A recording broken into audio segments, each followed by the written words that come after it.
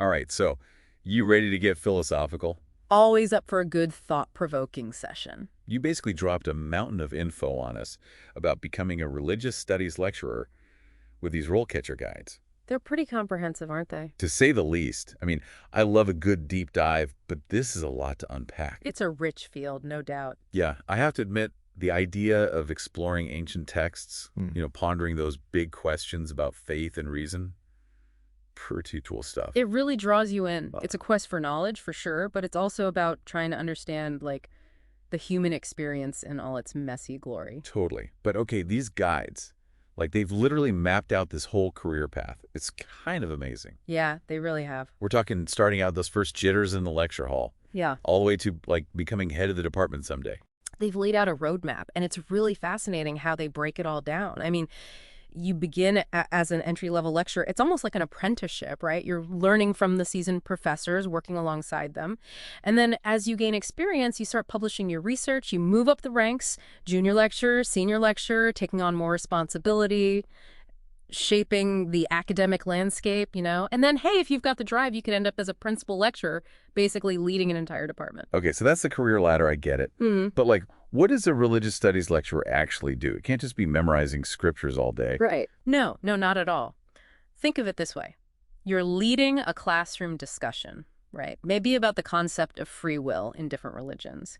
You've got students from all walks of life, all these different backgrounds, different beliefs chiming in. You're guiding them through some pretty complex theological concepts, but also making sure it's a space for respectful debate. Man, that takes some serious social perceptiveness. It really does, and these role-catcher guides, they really emphasize that. It's one thing to get the theological intricacies, but you have to navigate all those sensitive topics with real empathy, real nuance, making sure everyone feels heard and respected. It's almost like being a mediator as much as an expert, because we're talking about topics that can be really personal, even divisive. You said it. You're creating this safe space for people to think critically, to challenge their own assumptions, consider different viewpoints, even if they clash with their own. And that skill set, that ability to handle those sensitive conversations, it's not just for the classroom either. It comes up when you're presenting at conferences, engaging in public dialogue, collaborating with colleagues from different backgrounds. It's everywhere. So how does someone even prepare for that? Like, what kind of research are we talking about here? Is it all dusty scrolls and ancient languages? Well, those definitely make an appearance. But religious studies, it's surprisingly multidisciplinary. You might be researching how ancient Mesopotamian religion influenced early Abrahamic traditions one day, and the next you're exploring how Buddhist philosophy is being interpreted in a modern Western context. It's all connected. Wow. It's like being a detective, but for ancient beliefs. Piecing together the puzzle of human spirituality across different cultures and throughout history. You'd need a strong background in history, philosophy, all of that. Oh, absolutely. And the guides, they go in depth about the importance of having a solid educational foundation. Typically, a master's degree in theology or something related, that's like your starting point. But, if you're serious about it, a doctorate with all that original research involved, that's often the key to a more, how do they put it, a tenure track position. Right. Tenure track meaning a position that could lead to a long-term, more stable career at a university. Exactly. So it's a big commitment. But I guess that's what happens when you're passionate about something. Passion is key, for sure. You have to be genuinely driven to learn, uncover those hidden connections, and then share it all with others. And speaking of sharing knowledge, I noticed the guides mention how technology is changing the game for religious studies. I have to admit, that wasn't something I expected to see. It's pretty amazing, right? We often think of theology as this ancient discipline steeped in tradition, but it's actually embracing the digital age in incredible ways. That is. I mean, think about it. Digitized versions of fragile manuscripts, being able to collaborate with scholars on the other side of the world, even engaging in virtual interfaith dialogues. The possibilities are endless. It's amazing, right? Like the study of these ancient beliefs is being shaped by the very technology we use every day. It's kind of mind-blowing. But, this career path, it's not exactly a walk in the park, is it? It takes dedication, that's for sure. The guides even touched on the demanding workload, the potential for controversial topics to, well, stir things up a bit. So, like, what's the biggest thing someone should consider before diving headfirst into this field? You're right. It's not all just dusty libraries and, profound revelations. It takes a certain kind of person. What, like Indiana Jones, but with scriptures instead of a whip? Well, not exactly, but I get what you mean. You have to be able to handle the rigorous research, engage in those respectful debates we talked about. Yeah. And oh yeah, sometimes even wrangle a room full of sleep-deprived undergrads. That's a skill in itself. In there. But really, beyond all the practical stuff, I'd say the most important quality for a religious studies lecturer is a deep respect for, well, for the beliefs and perspectives of others. Because even if you're like a leading expert on the history of Christianity, Mm-hmm. you might have a student who's a devout Buddhist You're or right. an atheist. And you have to be prepared for that. You can't just be like, okay, everyone, this is the one right interpretation. Nope. And that's what makes it so dynamic, so exciting. You're not there to impose your views. You're there to guide students, to help them think critically, engage with different perspectives, even those they might initially disagree with. It's almost like you're creating this like microcosm of the larger world in your classroom, where understanding and empathy are like essential for tackling these big questions about faith and meaning. That's a great way to put it. And that's where the social perceptiveness we talked about comes in. It's about reading the room, knowing when to delve deeper, when to provide context, and when to just step back and let the students lead the conversation. Sounds like it takes a lot of finesse, but also incredibly rewarding, I imagine. But I'm curious, the guide mentioned all these different academic disciplines that overlap with religious studies, philosophy, history, anthropology, even archaeology. It's like you need this whole intellectual toolbox to really excel. You're absolutely right. It's not just about theology in a bubble. It's woven into the fabric of history, culture, philosophy, even the arts. A good religious studies lecturer needs that broad understanding, to grasp the nuances of religious thought and how it's impacted human civilization. So it's not just about, memorizing scripture or understanding theological doctrine. It's about seeing those beliefs in the context of the human experience, right? Like, what does it all mean? That's the beauty of it. Like you said earlier, you're like a detective of ancient beliefs, but you're also exploring what it means to be human, to grapple with these huge existential questions that have resonated across cultures for centuries. Yeah, that does make those late nights grading papers seem a little more worthwhile. But okay, let's get down to brass tacks here. The RoleCatcher guides are really clear about the different stages of a religious studies lecturer's career path. So let's break it down. Let's start with the folks who are just starting out, the entry-level lecturers. Great place to begin. It's that first step that can feel the most daunting. But it's also full of possibility. So what does it actually take to get your foot in the door? What are universities looking for in a budding religious studies superstar? Well, like we talked about, it all starts with a strong educational background, a master's degree in theology or something similar. That's usually the minimum. But a doctorate, with all that focused research, it's becoming more and more important, especially for those aiming for a tenure track position. And just to remind our listeners, tenure track basically means a more permanent position, more job security, and the chance to climb that academic ladder. Exactly. But it's not just about checking those educational boxes, right? What about real-world experience? Oh, absolutely. Universities, they don't want just walking, talking textbooks. They want lecturers who can connect with students, inspire them, show a real passion for this stuff. And that's where experience outside the classroom comes in.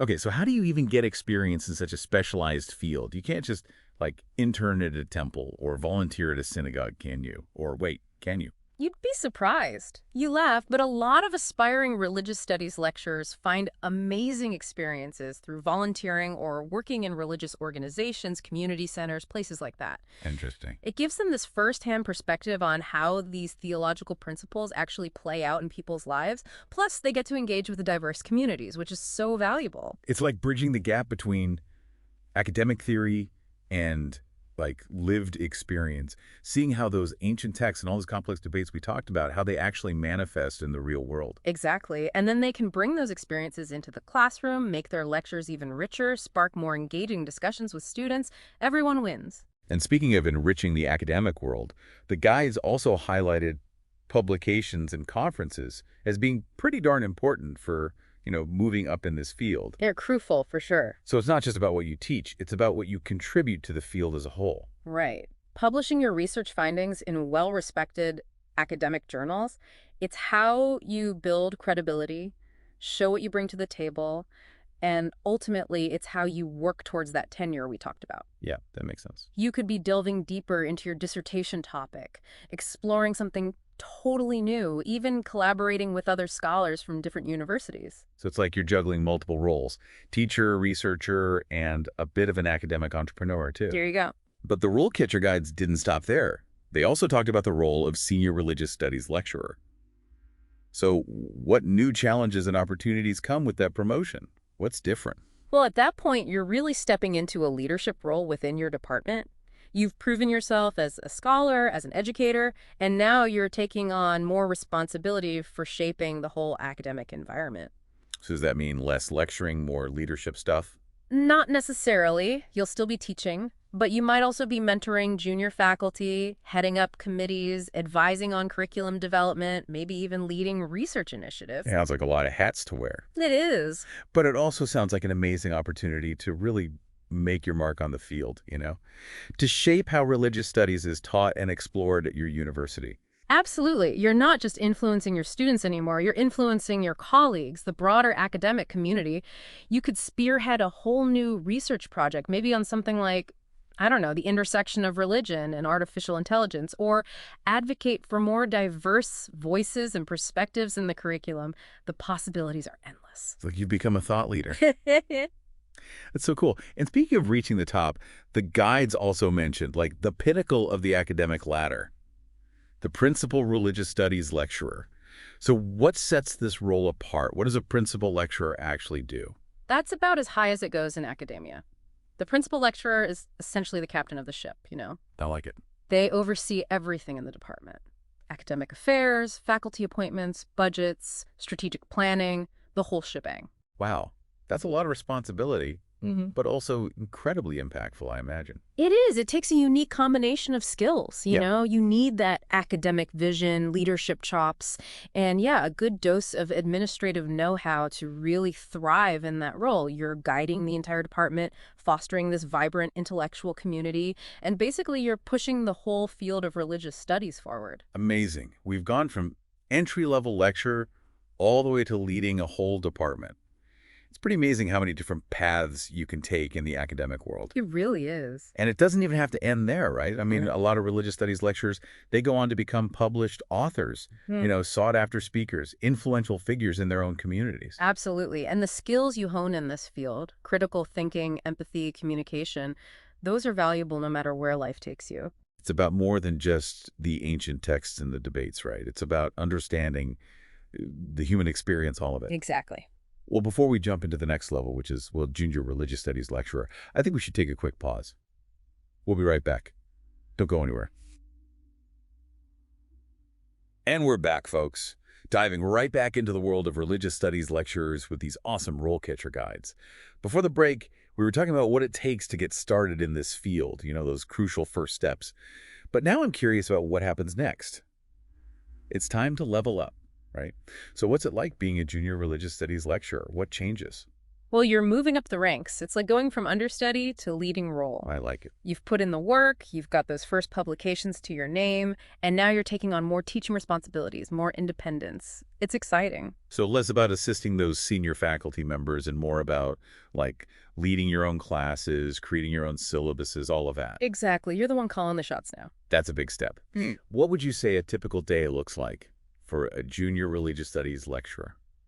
Honestly, no 2 days are ever really the same, but you can definitely expect to be spending a good chunk of your time in the classroom. Makes sense. You're the one leading the discussions, answering those thought-provoking questions, and hopefully, sparking some aha moments along the way. I love those moments. Best. But I imagine there's a ton of prep work that goes on behind the scenes. It's not just about strolling in and talking about, like, the Dead Sea Scrolls off the top of your head, right? Definitely not. There's a lot more to it. You're crafting those lectures, developing engaging assignments, grading papers, and of course staying up to date on all the latest research. Plus, let's not forget about those, shall we say, interesting emails you get from students. Oh man, I remember those days. Some real head scratchers in there. But even with all of that, you're still expected to be working on your own research, publishing your own work, right? Absolutely. That never really goes away in academia. If anything, it becomes even more important at this stage. Publishing regularly, it's how you establish yourself as an expert, contribute to those ongoing conversations within the field, and it's pretty much essential if you're aiming for tenure. Right. Got to get that job security. Exactly. You might be diving deeper into your dissertation topic, or maybe exploring a completely new area of religious history that really fascinates you, or even collaborating with scholars from other universities, bouncing ideas off each other. It's a very collaborative field, which is great. It's like you're this multifaceted academic juggler, Yeah. teacher, researcher, and even like a academic entrepreneur in a way. It's Yeah. impressive. But the RoleCatcher guides, they didn't stop at junior lecturer, did they? They also talked about the role of senior religious studies lecturer. So what's different there? What new challenges and opportunities come with that promotion? Think of it as stepping up to the plate, taking on even more of a leadership role within your department. You've proven yourself as a scholar, as a teacher, and now you're really shaping the academic environment around you. It's pretty Okay. cool. So does that mean less time in the classroom, more time in like faculty meetings and stuff? Not necessarily. You'll still be teaching, definitely, but you might also be mentoring those junior faculty members, showing them the ropes, maybe leading committees, giving your input on curriculum development, or even heading up research initiatives. Wow, so you really do have a hand in shaping the future of religious studies at your university. That's what's so exciting about it. You're not just impacting your students anymore, you're impacting your colleagues, the whole academic community. You could be the one who spearheads a brand new research project on something like, oh, I don't know, the intersection of religion and technology. Or you could advocate for a more inclusive and diverse curriculum, making sure everyone feels represented and heard. There's so much potential for positive change. You become like a thought leader in your field. That's amazing. But we can't forget about the top rung of the ladder, right? Yeah. The RoleCatcher guides also mention the role of principal religious studies lecturer. So what makes this position unique? What sets it apart from the others? This is it, the top of the academic mountain. The principal lecturer is essentially the captain of the ship. I love that analogy. They're responsible for overseeing every aspect of the department. All the academic stuff, faculty appointments, budgets, strategic planning, you name it, they're on top of it. That sounds incredibly demanding, but also incredibly rewarding. To be in charge of an entire department like that. Oh, it definitely is. You need a really unique combination of skills to excel in this role. You need that academic vision, you need those sharp leadership skills, and of course, you need to be pretty savvy when it comes to the administrative side of things. But when it all comes together, it's pretty amazing. You're guiding an entire department towards its goals, you're nurturing this vibrant and intellectually stimulating community, and ultimately, you're helping to advance the field of religious studies as a whole. It's inspiring to think about, honestly. We've covered a lot of ground in this deep dive. From those first nervous steps as an entry-level lecturer, all the way to leading an entire department as principal lecturer. It just goes to show you how many different paths you can forge in the academic world. It's a pretty incredible journey. And the best part is, it doesn't have to stop there, right? I mean, we've talked about how many religious studies lecturers go on to become published authors, sought-after speakers, influential figures in their communities. The possibilities are endless. The skills you develop in this field, they open so many doors. It's about so much more than just the ancient text and the theological debates, as fascinating as those are. It's about cultivating this deep understanding of the human experience. Where we come from, where we're going, what we believe. Those big questions that have captivated humanity for centuries. And on that note, we're going to wrap up this deep dive into the world of religious studies lecturers. We've explored the challenges, the rewards, the unexpected ways technology is changing the game. Hopefully you've learned something new and feel inspired to keep asking those big questions. Until next time, keep those minds curious and stay tuned for more fascinating deep dives.